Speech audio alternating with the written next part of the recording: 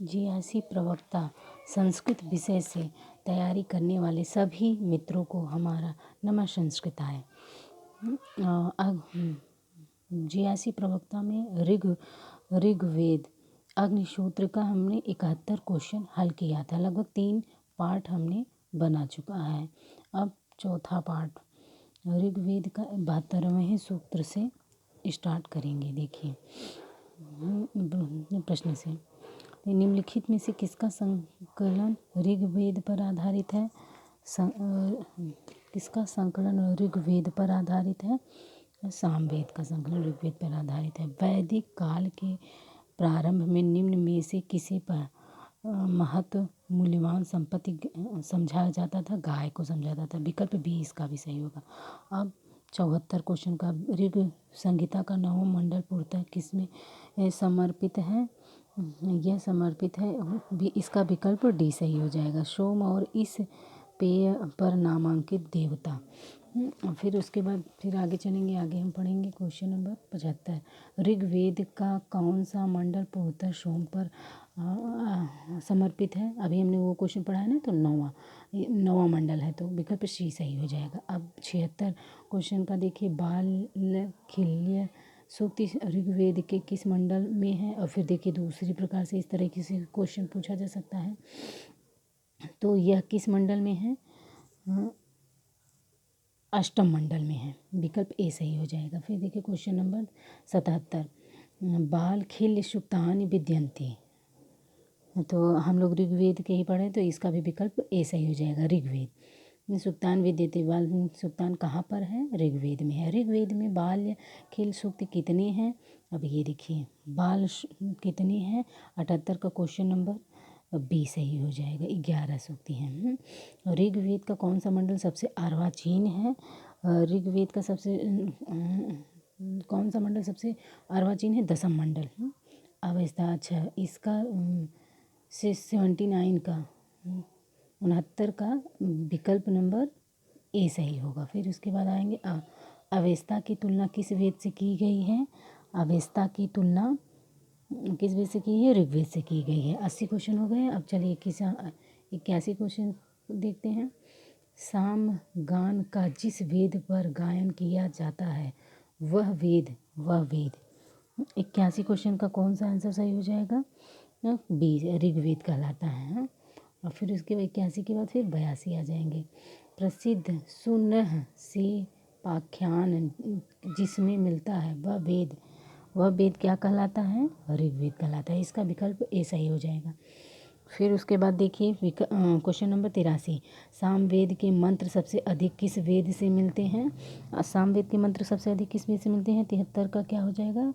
विकल्प सी ऋग्वेद से ही मिलते हैं।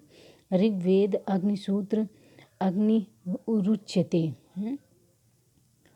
अब क्वेश्चन नंबर 84 का आंसर क्या हो जाएगा? पुरोहित बी आंसर सही हो जाएगा। और ऋक शब्द से दार्शनिक अर्थ कह, इसका क्या होगा? विकल्प डी ब्रह्मा।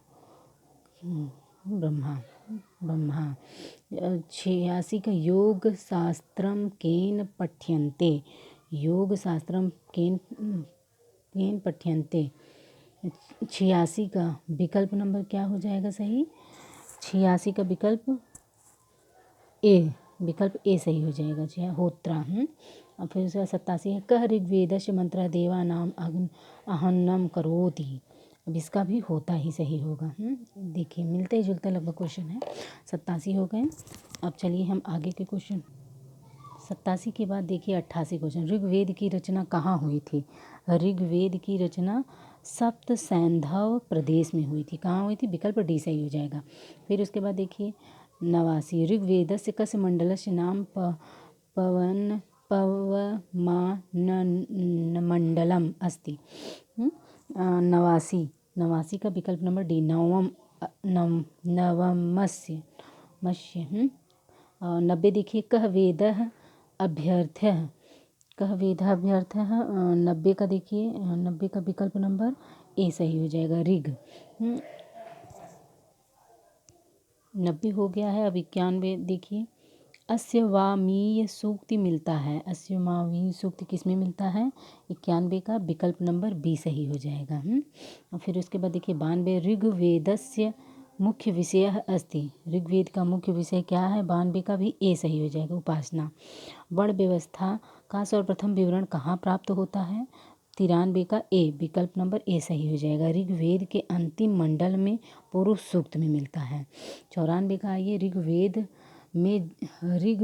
ऋग्वेद काल में जनता निम्न में से मुख्यतया किस पर विश्वास करती थी? बलि एवं कर्मकांड पर विश्वास करती थी।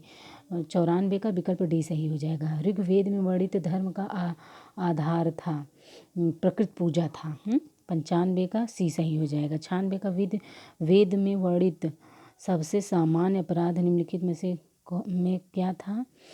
पशुओं की चोरी सामान्य अपराध समझा जाता था। विकल्प नंबर 57 देखिए, होतु गणि कीर्ति ऋत्विजः भवन्ति चत्वारः भवन्ति। ये विकल्प नंबर डी हो जाएगा 97 का। 98 का देखिए, सब आर्य अनार्य शुद्ध वर्णन कहाँ मिलता है? ये कहाँ मिलता है? ऋग्वेद में मिलता है। और फिर उसके बाद 58 का